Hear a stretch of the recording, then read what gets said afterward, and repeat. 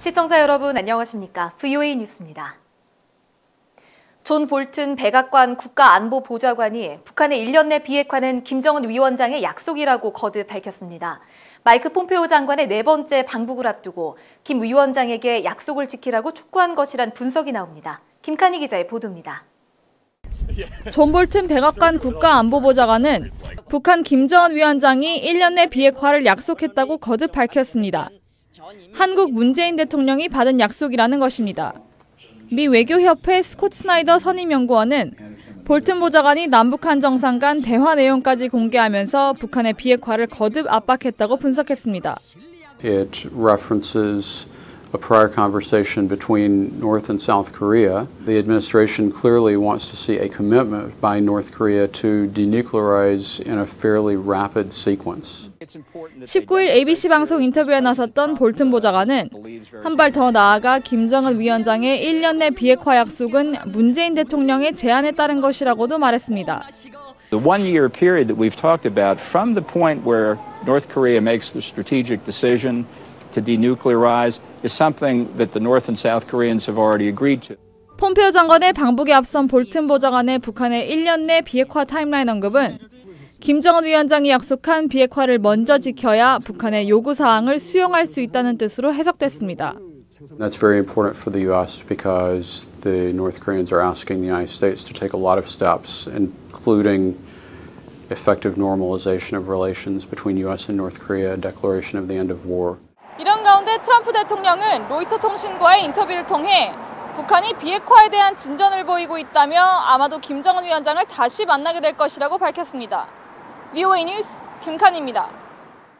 한국 정부는 한국에 반입된 북한산 석탄이 중개 무역에 따른 수수료조 현물이어서 은행 거래가 없었다고 밝혔습니다. 그런데 수수료를 발생시켰다는 원거래도 북한산 석탄이었다는 지적이 나왔습니다. 함지아 기자입니다. 한국관세청은 6차례에 걸쳐 한국에 반입된 북한산 석탄 약 3만 3천 톤은 중개무역에 따른 일종의 현물 수수료였다고 밝혔습니다. 수수료조로 석탄을 받았기 때문에 직접적인 대금 지급이 없었고 따라서 은행 거래도 없었다는 설명이었습니다.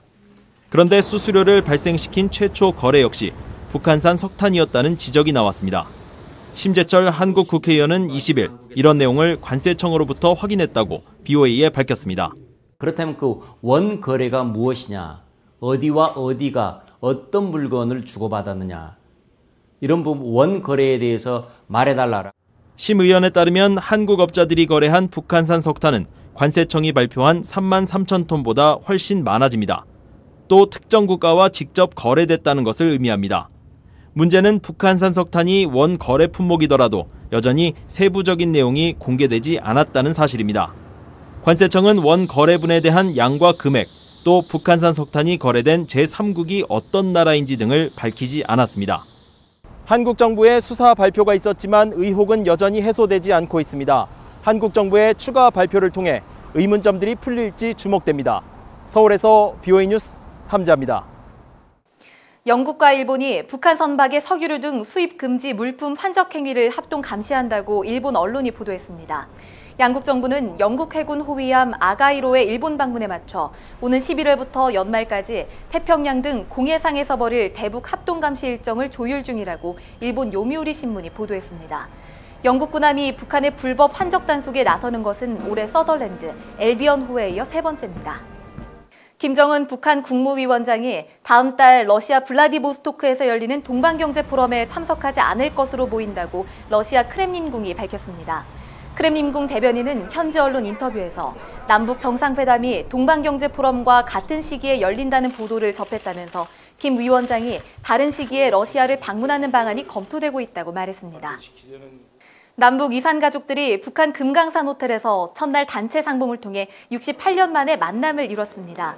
금강산에 도착한 한국 측 이산 가족 89명과 동반 가족 197명은 북한 측 가족 185명과 단체 상봉을 통해 서로 안부를 확인하며 눈물을 흘리기도 했습니다. 이산 가족들은 둘째 날인 21일 개별 상봉 등 사흘 동안 모두 6차례 11시간의 만남이 예정돼 있습니다. VOA 뉴스 마칩니다. 시청해주신 여러분 고맙습니다.